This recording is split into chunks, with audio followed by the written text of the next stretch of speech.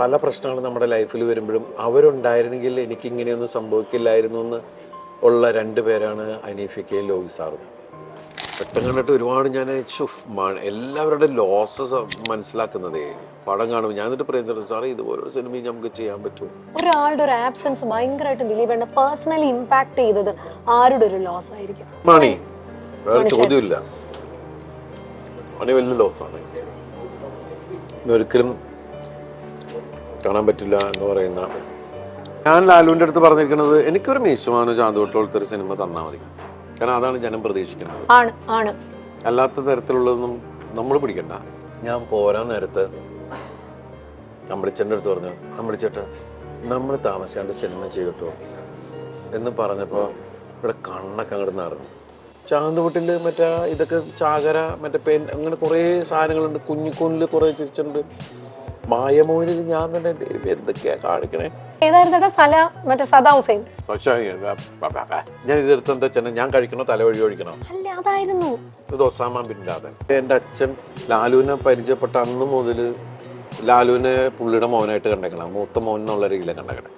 അപ്പൊ അന്ന് മുതൽ ആ സ്ഥാനം എന്റെ മനസ്സിലുണ്ട്. പകുതി പണം കൊണ്ട് വീട് നിർമ്മിക്കാം, ബാക്കി പകുതി പണം 50 മാസ തവണകളായി തിരിച്ചടച്ചാൽ മതി, അതും പലിശയില്ലാതെ. കൂടാതെ മാസ തവണകളുടെ 20% subsidy. Wait homes for private limited. Kannur മുതൽ എറണാകുളം വരെ ഹോംസ് ഫോറിന്റെ സേവനം ലഭ്യമാണ്. വീട് നിർമ്മിക്കാൻ ആഗ്രഹിക്കുന്നവർക്ക് ഫ്രീ ആയി വീടിന്റെ പ്ലാൻ. കൂടുതൽ വിവരങ്ങൾക്ക് വെയ്റ്റ് ഹോംസ് ഫോർ പ്രൈവറ്റ് ലിമിറ്റഡുമായി ബന്ധപ്പെടുക. ദിലീപേട്ടൻ ഇത്രയും പടങ്ങൾ ചെയ്തു എന്ന് പറഞ്ഞു. ദിലീപേട്ടന്റെ സിനിമയിൽ ഒറ്റ പടം എനിക്ക് പറയാവേ ഏറ്റവും റിപ്പീറ്റ് ചെയ്ത് കണ്ട സിനിമ ഏതായിരിക്കും? കാരണം ഞങ്ങൾ സ്ഥിരം റിപ്പീറ്റ് ഓഡിയൻസ് ആ ദിലീപേട്ടന്റെ. ദിലീപേട്ടൻ കാരണം ഇപ്പൊ ഏഷ്യാനെറ്റിനെ എടുത്താലും ഇപ്പൊ കേശു ഈ വീടിന്റെ നാഥൻ വരെ ഭയങ്കരമായിട്ട് ഇട്ടുകൊണ്ടിരിക്കും. കാരണം റേറ്റിംഗ് അത്രേ ഉള്ളതുകൊണ്ട് ഇപ്പൊ റിമാസ്റ്റർ ആയാലും. അപ്പം ദിലീപേട്ടന്റെ സിനിമകളിൽ ദിലീപേട്ടൻ ഏറ്റവും കൂടുതൽ റിപ്പീറ്റ് ചെയ്ത ചിത്രം കോമഡി ആണോ അതോ ജോക്കർ പോലുള്ള സിനിമയാണോ? അല്ല, ഞാനങ്ങനെ ഇപ്പൊ ഞാനൊരു 100% പെർഫെക്റ്റ് ആക്ടർ ഒന്നുമല്ല. ഇപ്പൊ എന്നുവെച്ചാൽ ഞാൻ എന്നിൽ ഏറ്റവും കൂടുതൽ കുറവ് കണ്ടുപിടിക്കാൻ നിൽക്കുന്ന ഒരാളാണ്.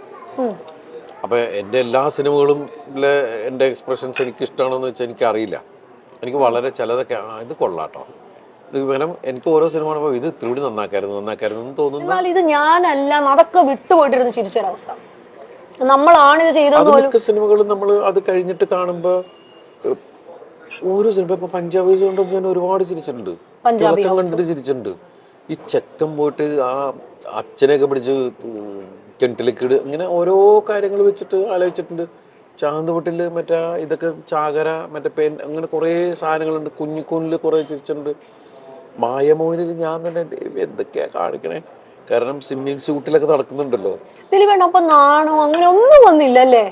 കാരണം ബിക്കിനി പോലുള്ള ചെറിയ ഡ്രസ്സിൽ നടക്കുന്നുണ്ട്. ഇത്ര ആണുങ്ങളുടെ മുന്നില് എന്തെങ്കിലും ഒരു ചെറിയൊരു നാണം വന്നിട്ട് കാര്യമില്ല. കാരണം അതുകൊണ്ടെന്ന് വെച്ചിട്ടുണ്ടെങ്കിൽ നമ്മളത് DD വില്ലേജിലൊരു പ്രൈവറ്റ് പൂളിലാണ് ഷൂട്ട് ചെയ്തത്. കാരണം അങ്ങനത്തെ ഒരു വല്ലാത്ത പൂളിൽ നമുക്ക് ഷൂട്ട് ചെയ്യാൻ പറ്റൂല.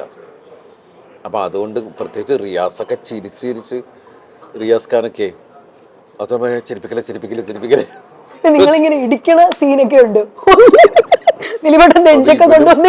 റിയാസും അപ്പൊ റിയാസ് ചേട്ടാ എന്തായാലും ഈ സിനിമയിൽ ഞാൻ വേണം എന്ന് പറഞ്ഞപ്പോൾ ഞാൻ പറഞ്ഞ അവസാനം ഞാൻ റിയാസ് വിളിച്ച റിയാസെ ഇതിൽ ചെറിയ സാധനമാണ്, ഒരു ഗസ്റ്റ് അപ്പിയറൻസ് ആണ് ചേട്ടാ, ഇതിനകത്ത് ഒരു ഷോട്ടാലും ഞാൻ വന്ന് അഭിനയിക്കും.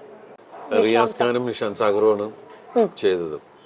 നിഷാന്ത് സാഗറിനെ ശരിക്കും ഞാൻ വേറെ ഏതോ സിനിമയിൽ കണ്ടിട്ടാണ്.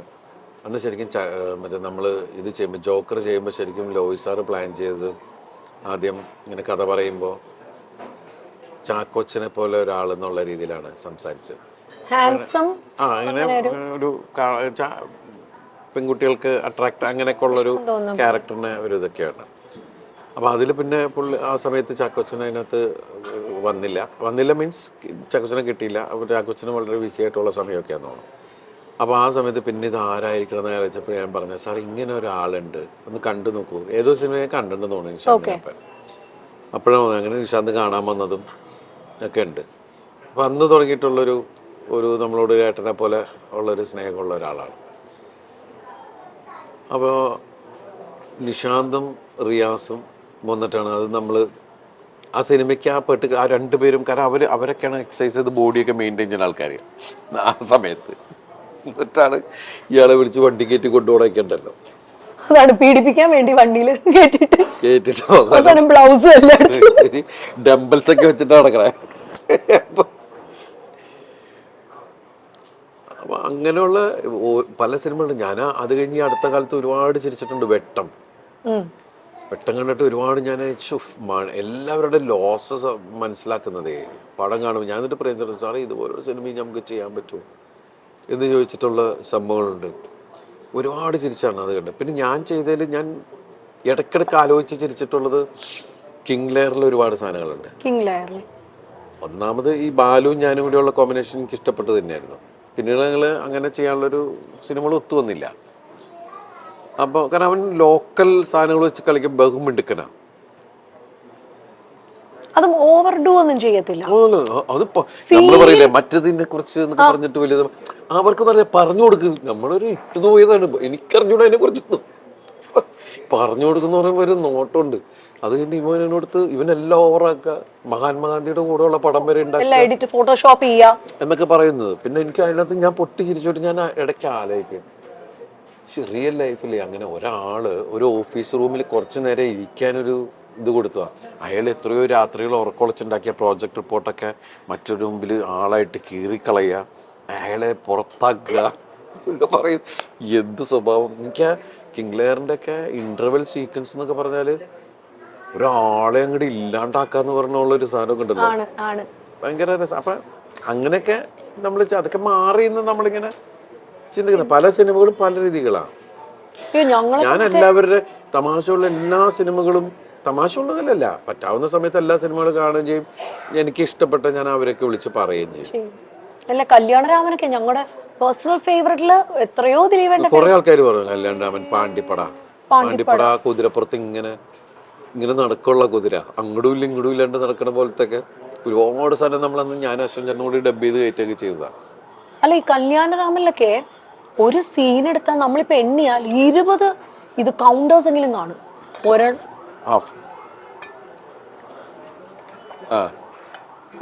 കാര്യം ഈ പറഞ്ഞ പോലെ സലീമേട്ടന്റെ കൗണ്ടർ, ഇപ്പുറത്തെ ഇന്നസെന്റിന്റെ കൗണ്ടർ, ഇതിൽ ആരെ നോക്കണം എന്നുള്ള ഞങ്ങളുടെ കൺഫ്യൂഷൻ. പുറത്ത് ഈ പറഞ്ഞ ലാലു അലക്സ് സാർ നിൽക്കുന്നു, ലാലേട്ടൻ നിൽക്കുന്നു, ദിലീപേട്ടൻ നിൽക്കുന്നു, ഇങ്ങനെ നിന്ന് കത്തിക്കുക. ഓ ചിരിയുടെ മാൽപ്പടക്കം എന്നൊക്കെ പറഞ്ഞാല്. പിന്നെ ആ ഷൂട്ടിംഗ് സമയത്ത് തന്നെ ഭയങ്കര ചിരികൾ ഉണ്ടായ പടമാണ് അതൊക്കെ. നമ്മളിപ്പോഴും ആഗ്രഹിക്കണം അതുപോലത്തെ തമാശകളും കാര്യങ്ങളും ഒക്കെ ആയിട്ട് കഥകൾ വരണേ എന്നാണ് നമ്മുടെ പ്രാർത്ഥന.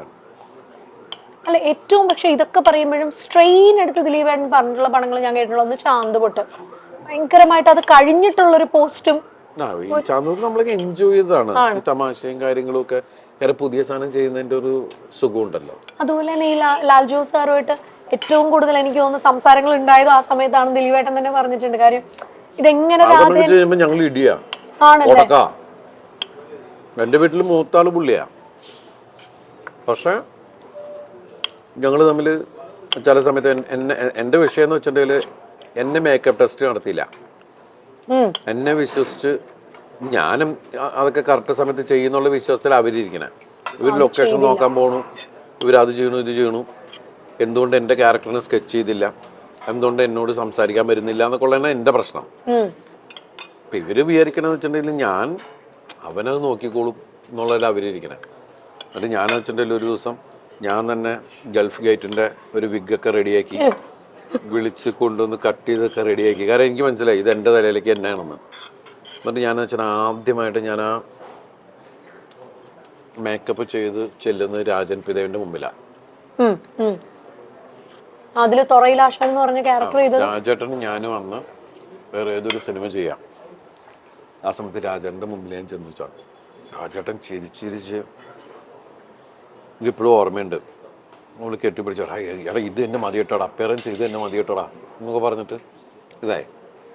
അത് കഴിഞ്ഞിട്ട് പിന്നെ ഞാൻ ആരെയും കാണിക്കാനൊന്നും പോയില്ല. ഞാൻ എന്നിട്ട് അവിടെ മിണ്ടാതിരുന്നു. അത് ഞാൻ ഈ പടത്തിൻ്റെ ലൊക്കേഷനിൽ വരികയാണ്. അങ്ങനെ തലേദിവസം രാത്രി, നാളെ ഷൂട്ടിംഗ് ഉണ്ട് രാവിലെ, തലേദിവസം രാത്രിയായി കഴിഞ്ഞപ്പോൾ എന്നെ മേക്കപ്പ് ടെസ്റ്റായി. അവർ വിഗൊക്കെ സെറ്റ് ചെയ്തിരുന്നു. അത് വിഗൊക്കെ സെറ്റ് ചെയ്യുമ്പോൾ ഞാൻ ഈ ലോലൻ എന്നൊക്കെ പറഞ്ഞ പോലത്തെ നമ്മുടെ ഇതില്ലേ ഒരു ഹിപ്പി മുടിയൊക്കെ അങ്ങനെയൊക്കെ ഉള്ളതായിരുന്നു. വിഗ് സെറ്റായില്ല, അത് വിഗായിരുന്നു. ഇത് റിയൽ മുടി പോലെയായിരുന്നു. ശരിയായില്ല. അപ്പം അപ്പോഴാണ് ലാലുവൊക്കെ ടെൻഷനായി.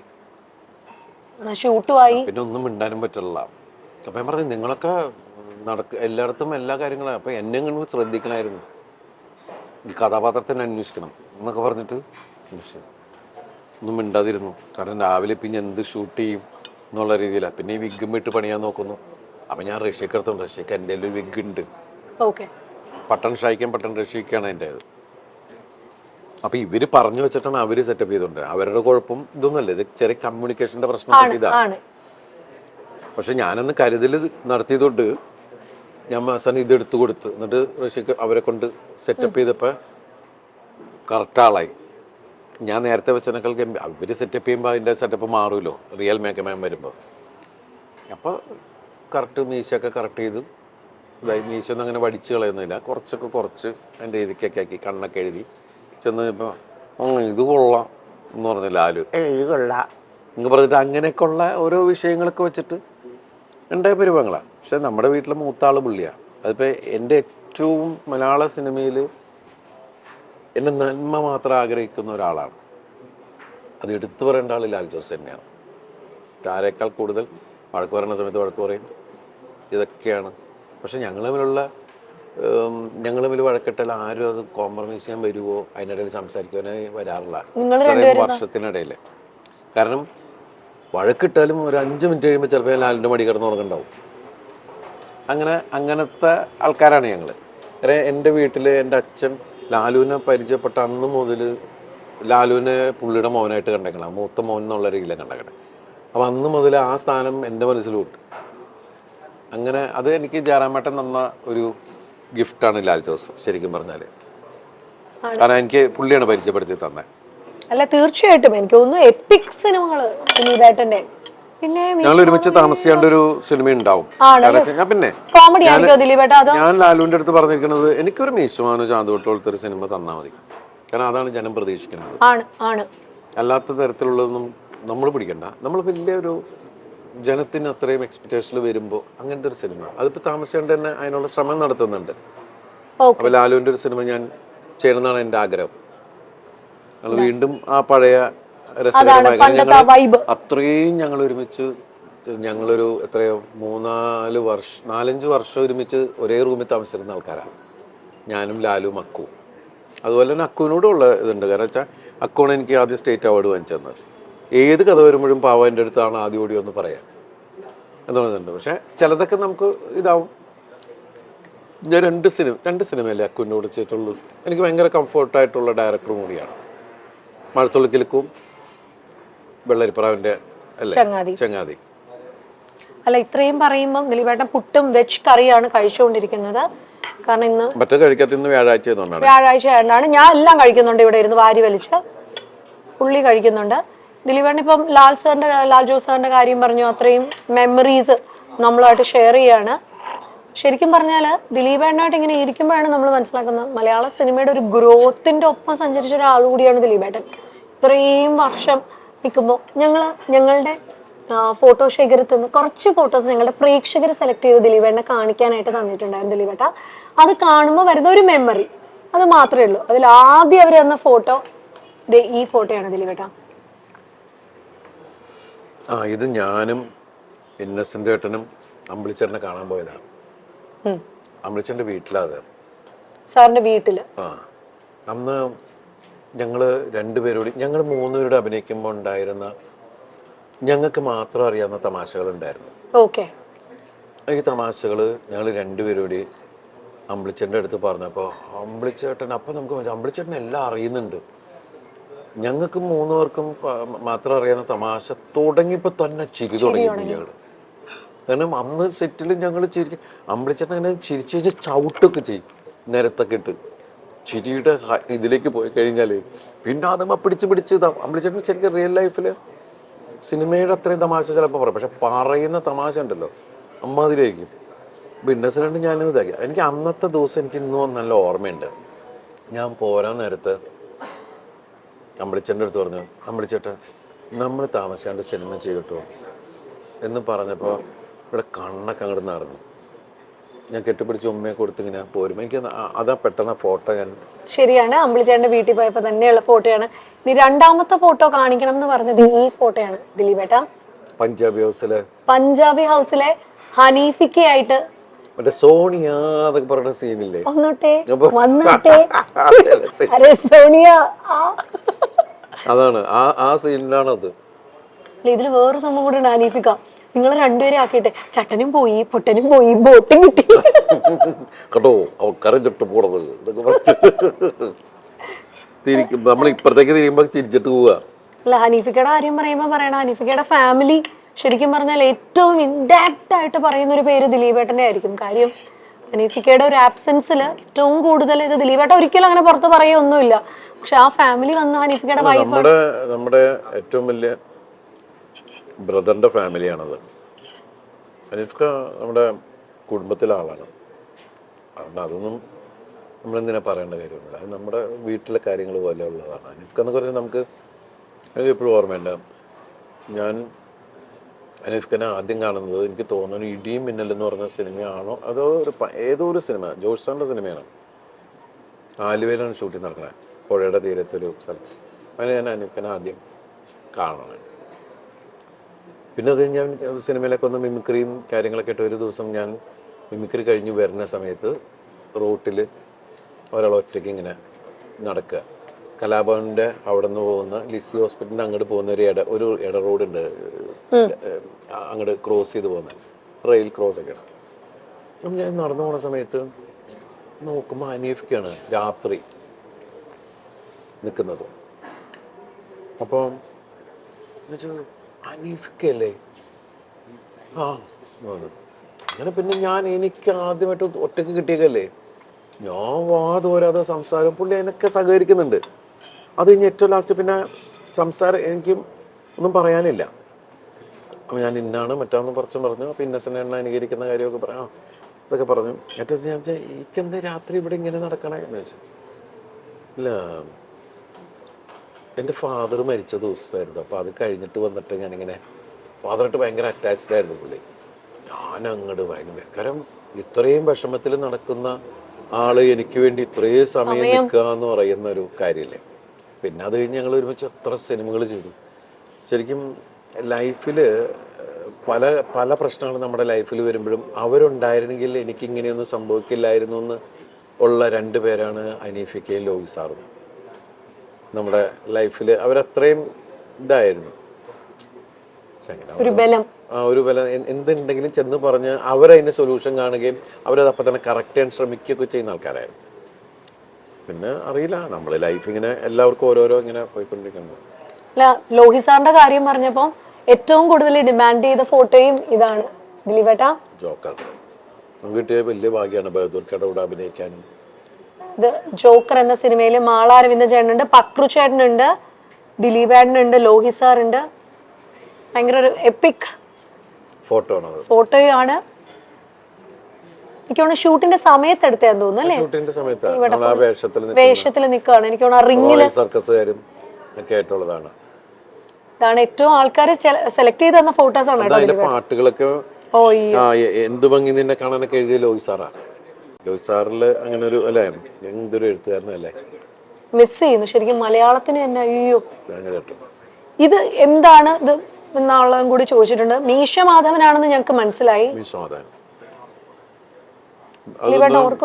ഫോട്ടോ സെഷന്റെ സമയത്ത് വീഡിയോ വലിപ്പിക്കണാണോ?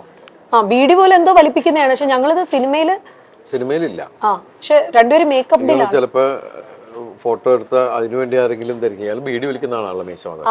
അപ്പൊ ആ സമയത്ത് എന്തെങ്കിലും ഇതിനു വേണ്ടി എടുത്തതായോ? ഇതൊരു ലൊക്കേഷൻ സ്റ്റില്ലാണ്. ദിലീപേട്ടൻ പറഞ്ഞ പോലെ ഓൾവേസ് എന്റെയൊക്കെ ഫേവറേറ്റ് സിനിമകളിൽ ഒന്നായിരുന്നു.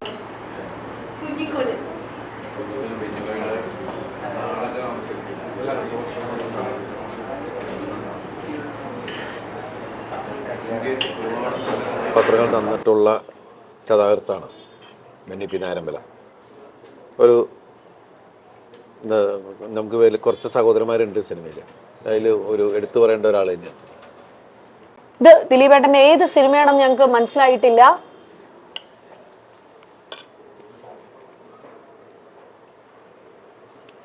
കളരിയിലാണ് നിൽക്കുന്നത് ദിലീപേട്ടൻ.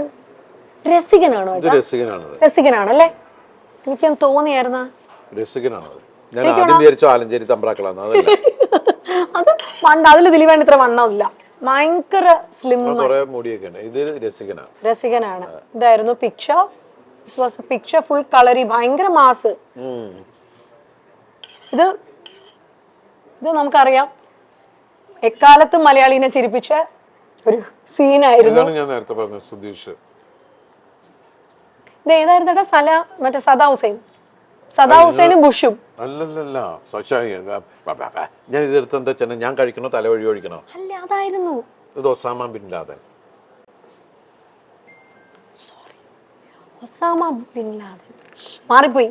ഇതെനിക്ക് തോന്നുന്നു ഇത് ഏത് സിനിമയുടെ ലൊക്കേഷനിൽ നിന്ന്? ഒസാമ ബിൻ ലാദൻ എന്ന് പറഞ്ഞാൽ ഞാൻ വേഷം കെട്ടിയതാണ് കേട്ടോ, അതിനോട് സാമ്യപ്പെടുത്തിയിട്ട്. അതെന്ന് പറഞ്ഞിട്ട് ബാളാക്കണ്ട നീ. അയ്യോ ഇല്ലട്ടാ, ഇത് ഓർത്തെടുക്കാൻ പറ്റുന്നുണ്ടോ ദിലീപേട്ടന്? ദിലീപേട്ടന്റെ ആ രൂപം വെച്ചിട്ടാണ് ദിലീപേട്ടൻ പടം മനസ്സിലാക്കുന്നത്. ഇത്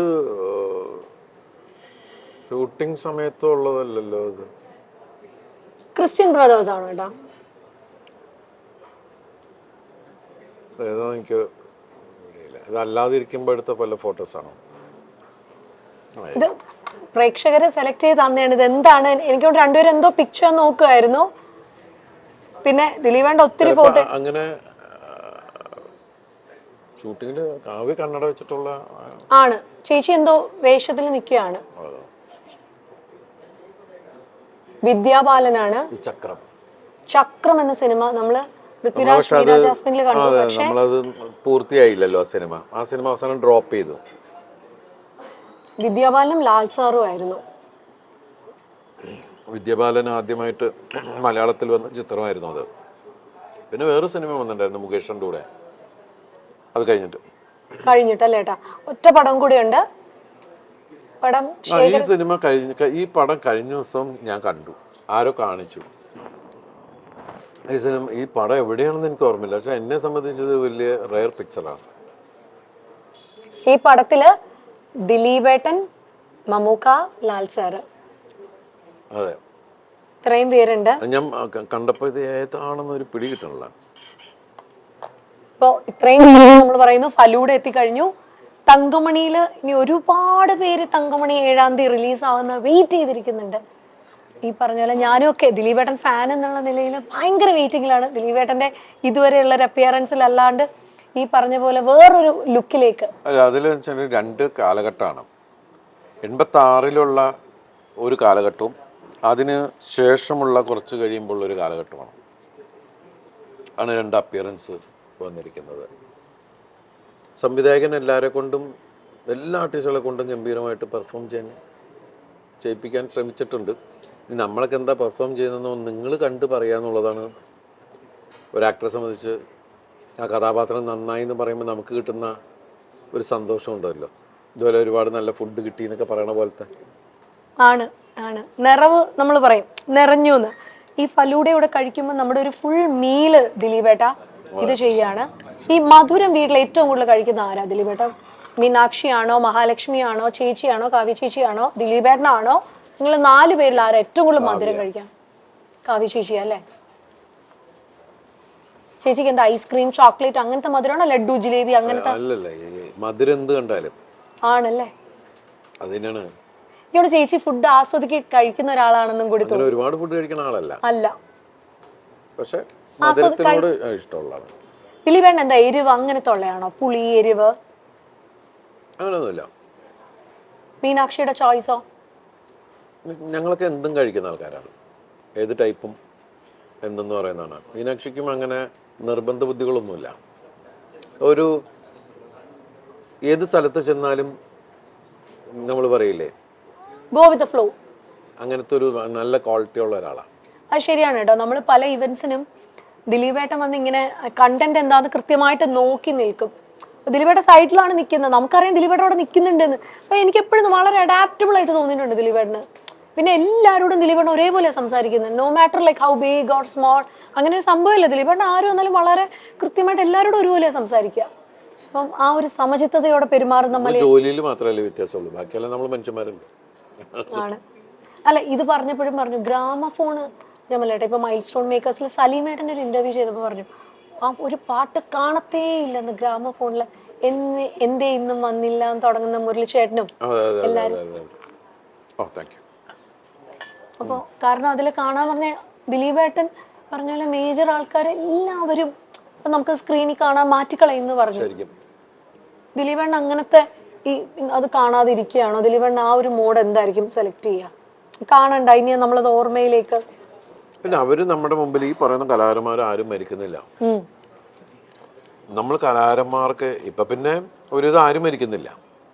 കാരണം ഡിജിറ്റൽ വിപ്ലവം വന്നപ്പോൾ എല്ലാവരും നടന്മാരും നടികളുമായി കഴിഞ്ഞു. ആർക്കും എങ്ങനെ വേണേലും പെർഫോം ചെയ്യാം. ആ ചെയ്യുന്ന സാധനങ്ങളെല്ലാം അവിടെ കിടക്കും. പണ്ട് നമ്മളിത് സിനിമയിൽ മാത്രമായിരുന്നു. സിനിമാ നടന്മാർക്കും നടിമാർക്കുള്ള ഒരു അങ്ങനെ കെട്ടിയിരിക്കുന്ന ഭാഗ്യമായിരുന്നു. പക്ഷെ ഇന്നിപ്പോൾ ജനകീയമായി, മീഡിയ ജനകീയമായപ്പോൾ ആരും മരിക്കുന്നില്ല അല്ലേ? ശരിക്കും പറഞ്ഞാൽ ഇയാൾ ഇവിടെ ഉണ്ടായിരുന്നു, ഇയാൾ ഇപ്പൊ എവിടെയൊക്കെ ഉണ്ട് എന്ന് തോന്നുന്ന ഒരു അവസ്ഥയാണ് ഇപ്പൊ മൊത്തം പോകുന്നത്. ആ കുടുംബക്കാർക്ക് മാത്രമാണ് അയാൾ വിട്ടുപോയി. നമ്മളെ സംബന്ധിച്ച് എവിടെയൊക്കെയോ ഉണ്ട്, എപ്പോഴെങ്കിലും അല്ലെ എവിടെയെങ്കിലും ഇരിപ്പുണ്ടാവും, അല്ലെങ്കിൽ അവിടെ പോയൊക്കെ ആയിരിക്കും. പക്ഷെ നമുക്ക് അയാളെ കാണണമെങ്കിൽ വെറുതെ നോക്കി അയാളുടെ പേരടിച്ച് കഴിഞ്ഞാൽ എല്ലാ സാധനവും അയാളുടെ കാണാം. ഏതൊരാളുടെ ഫ്രണ്ട്സിൻ്റെ ആണെങ്കിലും ഒക്കെ ഒരു ഫ്രണ്ട് നമ്മളെ വിട്ടുപോയാൽ പോലും അയാൾ ഈ സോഷ്യൽ മീഡിയയിൽ എന്തെങ്കിലും പങ്കുവച്ചിട്ടുണ്ടെങ്കിൽ അയാൾ കാട്ടിക്കൂട്ടിയിട്ടുള്ള റീൽസോ അതും ഇതും ഒക്കെ നമ്മുടെ മുമ്പിലേക്ക് വരുമ്പോൾ നമ്മളെ സംബന്ധിച്ച് ഇവരൊന്നും മരിക്കുന്നില്ല എന്ന് പറഞ്ഞ സ്ഥലത്ത് തന്നെ അല്ലേ വീണ്ടും നമ്മൾ അവരുടെ ഓർമ്മകളിലേക്ക് പോവാണ്. എന്നാലും ഒരാളുടെ ഒരു ആബ്സെൻസ് ഭയങ്കരമായിട്ട് ദിലീപേട്ടനെ പേഴ്സണലി ഇമ്പാക്ട് ചെയ്തത് ആരുടെ ഒരു ലോസ് ആയിരിക്കും? ദിലീപേട്ടൻ ഇപ്പൊ ലോഹി സാറും ഹനീഫിക്കയുടെ കാര്യം പറഞ്ഞു, അതല്ലാതെ ചോദ്യമില്ല, വലിയ ലോസാണ്. ഒരിക്കലും കാണാൻ പറ്റില്ല എന്ന് പറയുന്ന ഒന്നുണ്ട്. അതുകൊണ്ട് കുറേ പേരുണ്ട് അതിൽ. ഇന്നസെൻ്റ് ഏട്ടൻ്റെ ലോസ് ഭീകരം തന്നെ. എന്നും ഒരു ഒന്നരാടമെങ്കിലും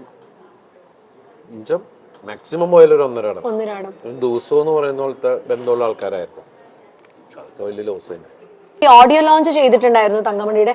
സോഷ്യൽ മീഡിയയിലൊക്കെ തന്നെ സോങ്സ് ഭയങ്കര കിടിലമായിട്ട് വൈറലായി മാറിക്കഴിഞ്ഞു. നല്ല അഭിപ്രായം പറയുന്നുണ്ട്. നല്ല അഭിപ്രായം. നിങ്ങൾ എനിക്ക് തോന്നുന്നു നമ്മുടെ നീതാപ്പിള്ളിയായിട്ട് നിൽക്കുന്ന സീക്വൻസ് ഒക്കെ ഭയങ്കര രസമുണ്ടായിരുന്നു. നമ്മൾ എവിടെയോ തന്മയത്വം തോന്നുന്ന രീതിയിൽ വളരെ രസകരമായിട്ട്. കുറച്ച് നാളായിട്ട് ആ തരത്തിലുള്ള പാട്ടുകളൊക്കെ കുറവല്ലേ, അങ്ങനെ വിഷ്വൽസ് നമുക്ക് അധികം കാണാൻ കിട്ടാറില്ല. പിന്നെ നമ്മള് ലിപ്പ് കൊടുത്ത് അഭിനയിക്കാന്നൊക്കെ പറയുന്നത് മിക്കവാറും ഇപ്പൊ സിനിമകളില് നമ്മൾ ഷൂട്ട് ചെയ്യുന്നു, അത് കഴിഞ്ഞിട്ട് അശരീരി പോലെ പാട്ടിങ്ങനെ കിടക്കും. പാട്ട് ഒരു വഴിക്ക് പോകും, നമ്മളൊരു വഴിക്ക് പോകും എന്ന് പറയുന്ന പോലെ. പണ്ട് നമുക്ക് ഒരുപാട് ഹിറ്റ് സോങ്സ് കിട്ടിയിട്ടുള്ളതല്ലേ. അത് ദിലീപേട്ടനാണ് ഏറ്റവും എണ്ണപ്പെട്ട പാട്ടുകൾ, ഒരുപാട് പാട്ടുകൾ കിട്ടിയിട്ടുണ്ട്.